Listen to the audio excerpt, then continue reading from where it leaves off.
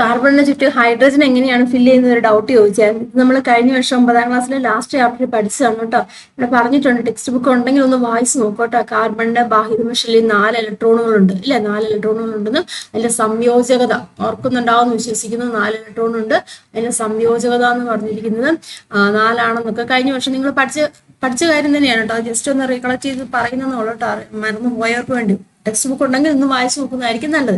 അപ്പം എപ്പോഴും കാർബണിനെ ചുറ്റും എന്താണ് ഒരു 4 ബോണ്ട് ഉണ്ടായിരിക്കും. കാർബണിന് ചുറ്റും ഇങ്ങനെ ഒരു 4 ബോണ്ട് അവിടെ ഉണ്ടായിരിക്കും. അപ്പൊ അത് ഹൈഡ്രജനായിട്ട് ഫില്ല് ചെയ്യുന്നതുകൊണ്ട് നമ്മൾ അതിന് എന്ത് പറയുന്നുണ്ട്, ഹൈഡ്രോ കാർബൺ എന്നാണ് പറയുന്നത്. ഹൈഡ്രജനുമായിട്ട് ഫില്ല് ചെയ്യുന്നതുകൊണ്ട് ഹൈഡ്രോ കാർബൺ എന്ന് പറയും. മനസ്സിലായല്ലോ? ഇപ്പൊ സിംഗിൾ ബോണ്ട് ആണ് അല്ലെ, സിംഗിൾ ബോണ്ട് ഉണ്ട്. അതുപോലെ തന്നെ എന്താണ് ഡബിൾ ബോണ്ട് ഉണ്ട്, ട്രിപ്പിൾ ബോണ്ട് വരും. ട്രിപ്പിൾ ബോണ്ട് വരുമ്പോൾ ഇവിടെ 3 വരുന്നു. കാർബൺ ചുറ്റും എന്തായാലും 4 ബോണ്ടിങ് വേണം, എങ്കിലുള്ള കാർബൺ വാലൻസി 4 ആയതുകൊണ്ട് അതൊരു സ്റ്റേബിൾ ആയിട്ട് നിൽക്കാൻ സാധിക്കത്തുള്ളൂ. അപ്പൊ ഇവിടെ 3 വരുവാണെന്നുണ്ടെങ്കിൽ 3 1 4 മനസ്സിലായല്ലോ? ഇവിടെ നോക്കി, ഇവിടെ 2 ഡബിൾ ബോണ്ട് ഒന്ന്, ഇവിടെ 2 വന്നു, ഇവിടെ 2 വന്നുകൊണ്ട് അത് 4 സ്റ്റേബിൾ ആയിട്ട് നിന്നു. അപ്പം അങ്ങനെയാണ് നമ്മൾ ഇവിടെ ഹൈഡ്രജനെ ഫില്ല് ചെയ്യുന്നത്. അതിന്റെ ബാക്കി കാര്യങ്ങളൊക്കെ നിങ്ങൾ കഴിഞ്ഞ വർഷം പഠിച്ചതാണ് കേട്ടോ. ഇവിടെ കൊടുത്തിട്ടുണ്ട് എങ്ങനെയാണ് ഫില്ല് ചെയ്യുന്നതെന്നുള്ള ഡൗട്ടും കാര്യങ്ങളും ഉള്ളവർക്ക് വേണ്ടിയാണ് പറയുന്നത് കേട്ടോ. ഇത് നോക്കിയേ, ഇവിടെ കണ്ടൻസ്ഡ് ഫോർമുലയാണ് ഇവിടെ കൊടുത്തിരിക്കുന്നത്. CH3 CH2 CH2 CH3 എന്ന് കൊടുത്തിട്ടുണ്ട്. അപ്പൊ അത് നമുക്ക് ഫില്ല് ചെയ്യണമെന്നുണ്ടെങ്കിൽ ഇവിടെ നമുക്ക് ആദ്യമേ എന്ത് എഴുതണം, 4 കാർബൺ ഇവിടെ ഉണ്ട്, ഇല്ല 4 കാർബണാണ് ഇവിടെ ഉള്ളത്. നമ്മളത് എങ്ങനെ എഴുതും, 4 കാർബൺ ഇവിടെ ഉണ്ട്. മനസ്സിലായല്ലോ?